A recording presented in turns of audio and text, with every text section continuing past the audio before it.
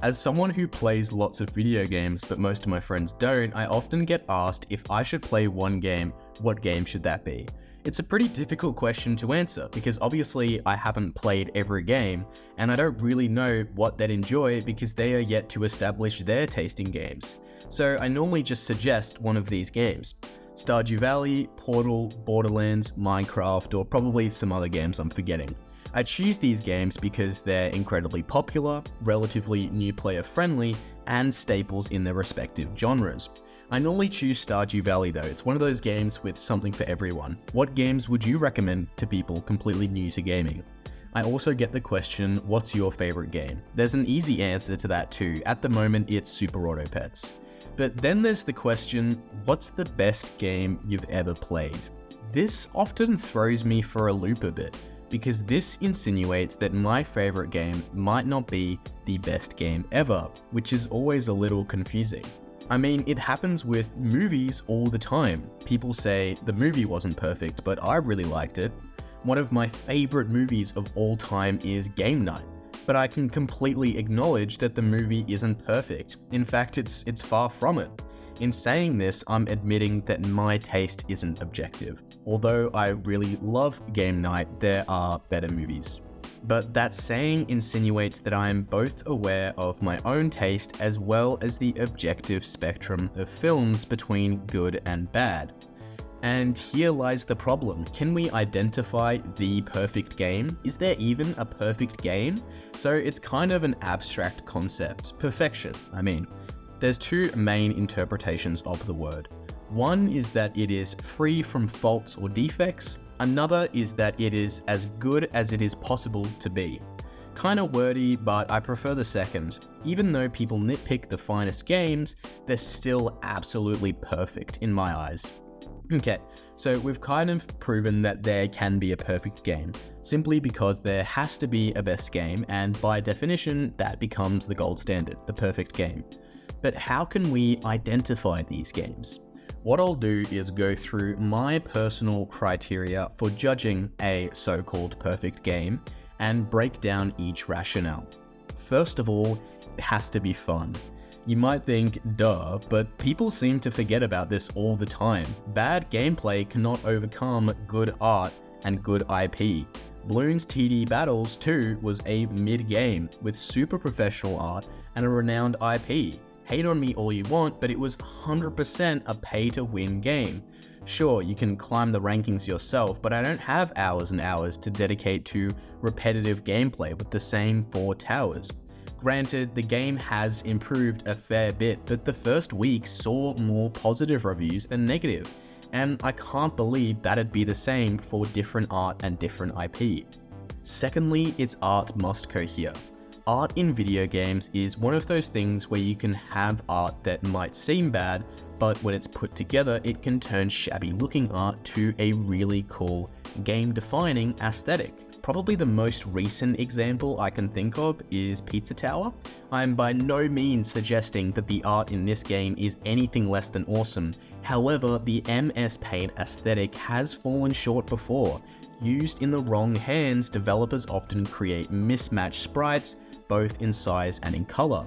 However, Pizza Tower has defined itself with the animated pixel art in the instantly recognizable MS Paint style. I don't want to call it pixel art because it's too specialized to be classified as a term so broad as pixel art. However, I don't think the MS label is doing it justice, so feel free to recommend something more fitting in the comments. Thirdly, it has to have enough content. Before you come at me with some short but fun games, let me explain what I mean by enough content. I don't mean enough content to mean players must play over 2 hours to pass the point where they can refund it. I also don't expect that free or cheap games should provide hours and hours of engaging gameplay. When I say enough content, I mean enough content where the game feels complete.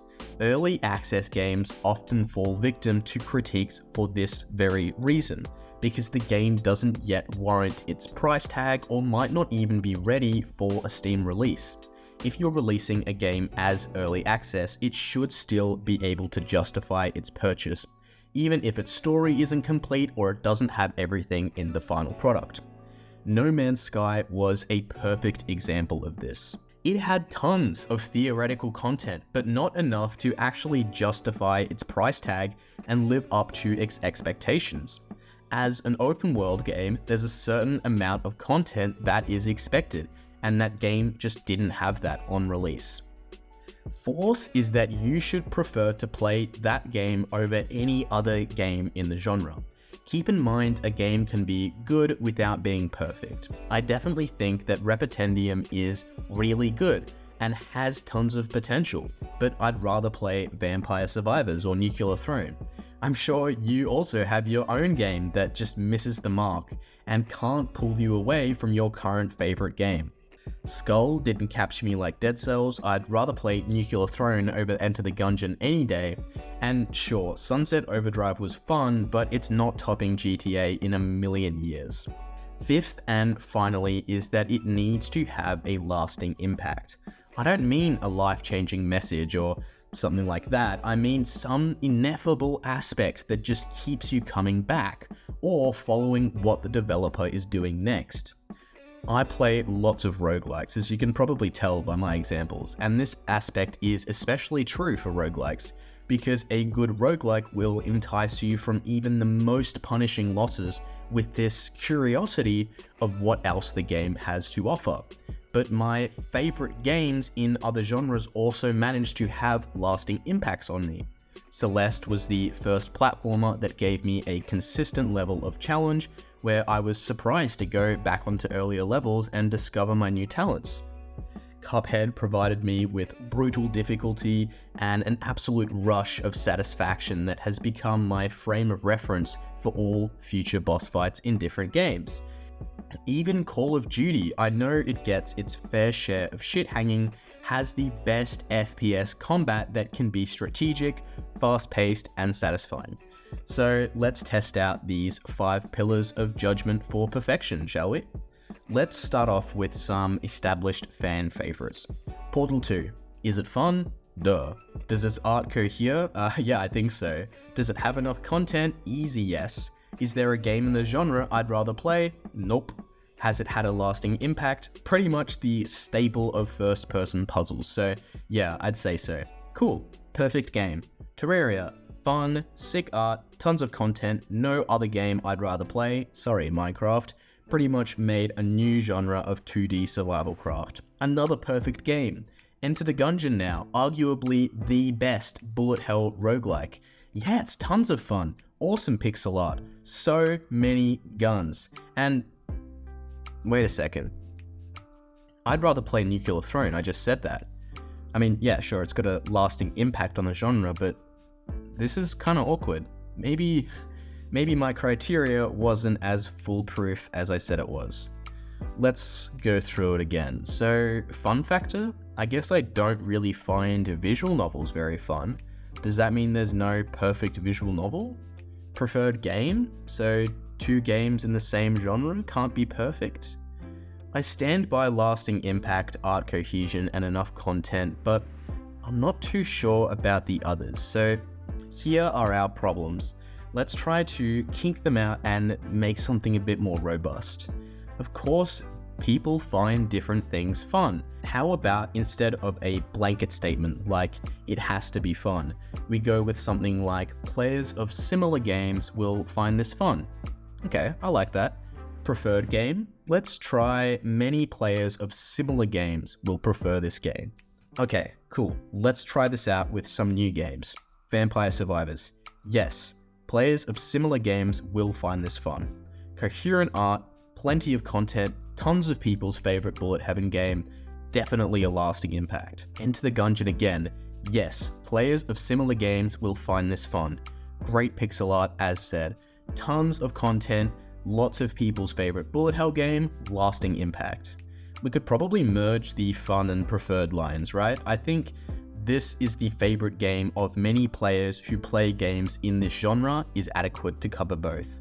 So our final tests to see if a game is perfect are the following. 1. The game is the favorite of many players who play games in this genre. 2. The art style is coherent. 3.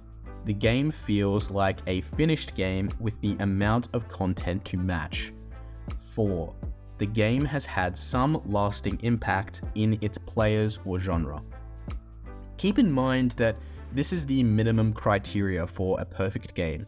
A game can have awesome art, but that doesn't make it perfect. A game can also have tons of content, but not having a lasting impact on players. You could certainly reword these rules of thumb to make them more succinct or objective. However, I believe the way they are now is adequate for determining if a game is perfect. Out of curiosity, I'll try some other games in the background.